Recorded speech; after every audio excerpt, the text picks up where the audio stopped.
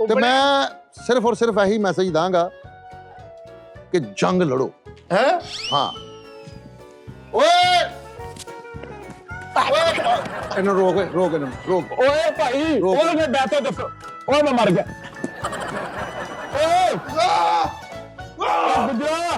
ਗੁਜਰਾ ਓਏ ਤੁਹਾਨੂੰ ਤੁਹਾਡੀ ਮਾਂ ਦੀ ਕਸਮ ਲੱਗਿਆ ਆਇਓ ਦੇਖ ਲੈ ਵਾਲਦਾ ਨਹੀਂ ਭਾਈ ਵਾਲਦਾ ਨਹੀਂ ਮਾਂ ਨਹੀਂ ਭਾਜੀ ਅਸੀਂ ਤਾਂ ਹੁਕਮ ਮੰਨਣਾ ਤੁਸੀਂ ਕਿਹਾ ਜੰਗ 2 ਮਿੰਟ ਦਾ ਟਾਈਮ ਹੈ ਜਿੰਦਾ ਭਾਈ ਲੋ ਇਹਨਾਂ ਨੂੰ ਨਾ ਮੈਨੂੰ ਪਤਾ ਕਿੱਦਾਂ ਸਮਝਾਣਾ ਉਹੀ ਤਾਂ ਤੁਹਾਨੂੰ ਸਮਝਾਉਂ ਤੇ ਮੈਂ ਯਾਰ ਗੱਲ ਪੂਰੀ ਸੁਣ ਲਿਆ ਕਰੋ ਕਿ ਅਲਫਾਜ਼ਾਂ ਦੀ ਜੰਗ ਲੜੋ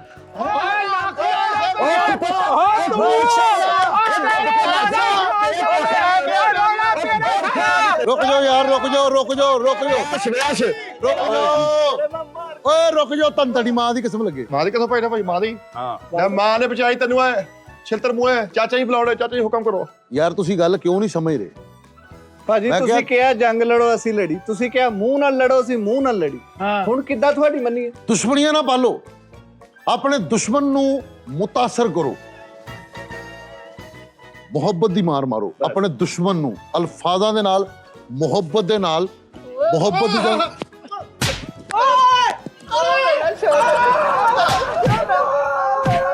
ਤੇਰੇ ਸਦਕੇ ਜਾਵਾ ਕਿਆ ਓਏ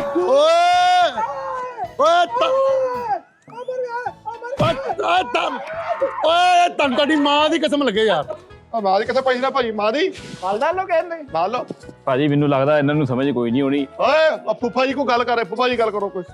ਤੇ ਉਸਤਾਦ ਮੁਹਤਰਮ ਨੇ ਕਿਹਾ ਹੈ ਕਿ ਸਭ ਤੋਂ ਪਹਿਲੇ ਨੰਬਰ ਤੇ ਤਮੀਜ਼ ਆਣੀ ਚਾਹੀਦੀ ਹੈ ਸਾਰਿਆਂ ਨੂੰ ਭਾਈ ਇੱਕ ਦੀ ਮਾਰ ਹੋਰ ਪਵਾ ਲੈਂਦੇ ਬੱਚੇ ਨਹੀਂ ਨੂੰ ਮਾਰ ਨਹੀਂ ਯਾਰ ਮੈਂ ਤੁਹਾਨੂੰ ਅੱਗੇ ਕਹਿ ਰਿਹਾ ਹਾਂ ਕਿ ਮੁਹੱਬਤ ਖੂਬਸੂਰਤ ਯਾਨੀ ਕਿ ਫਤਹ ਹੈ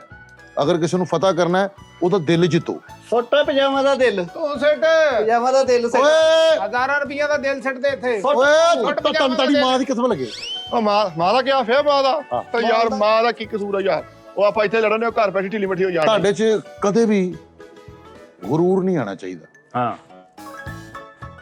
ਭਾਜੀ ਇਹ ਚ ਗਰੂਰ ਬਹੁਤ ਆਉਂਦਾ ਵਾ ਇਹ ਮੈਨੂੰ ਕਹੂਗਾ ਇੰਜ ਕਰਕੇ ਪਰੇ ਜਾਂਦਾ ਮੈਨੂੰ ਪਤਾ ਇਹਦਾ ਗਰੂਰ ਆ ਗਿਆ ਕਿਉਂਕਿ ਉਸਤਾਦ ਸਾਰਾ ਜੀ ਨੇ ਪਤਾ ਕਿਹਾ ਵਾ ਪੂਰੀ ਟੀਮ ਯਕ ਜ਼ਬਾਨ ਹੋ ਕੇ ਦੱਸੇਗੀ ਕਿ ਮਿੱਠਾ ਗਰੂਰ ਕਰਦਾ ਵਾ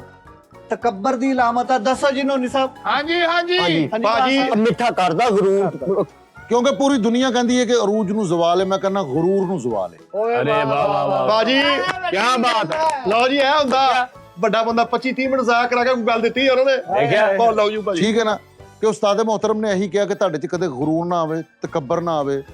ਤੁਸੀਂ ਬੰਦੇ ਨੂੰ ਬੰਦਾ ਨਾ ਸਮਝੋ ਇਹੋ ਜਿਹਾ ਸਿਸਟਮ ਨਹੀਂ ਹੋਣਾ ਚਾਹੀਦਾ ਆ ਤੁਹਾਡੇ ਨਾਲ ਦੇ ਚ ਬੇਭਾਵਾ ਇਹਦੇ 'ਚ ਓਏ ਚੁੱਪ ਕਰ ਇਤਫਾਕ ਮੇਂ ਬਰਕਤ ਹੈ ਉਹ ਵੀ ਦੱਸ ਆਹੋ